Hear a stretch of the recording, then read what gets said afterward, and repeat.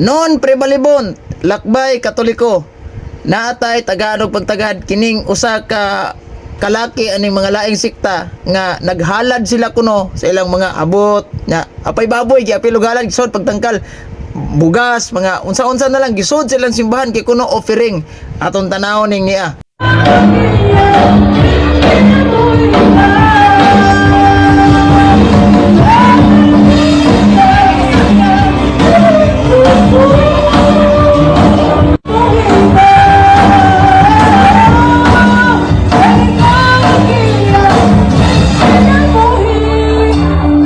Oh, klaro kayo, gahalad, dagana kay gipanghalad no, ang pangutana, nasakto ba nilang gibuhat nga dito simbahan sa laing sikta ihalad og ang pastor may mokolekta. Sakto ni dili. Atong tanawon kuno ang Biblia.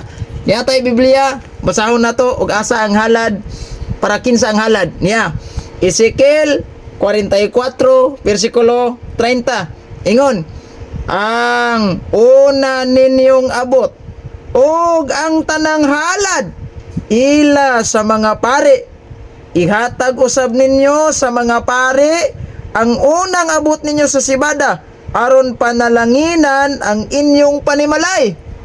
So kaysa pari mo na ihatag, di mo na is pastor, mo na nga kanang inyong haladala useless kay na nabudol ra jud mo kay wala na maog hatag ninyo. Imbes dili ang pastor ang tagaan kay pari ang tagaan, tuan os pastor kinsa may nabulahan na ang pastor. Mao nang ang saktong halad kinahanglan sa pare jod ihatag dili sa pastor. O mao na siya ha, munay klaro diya. O gets nyo? O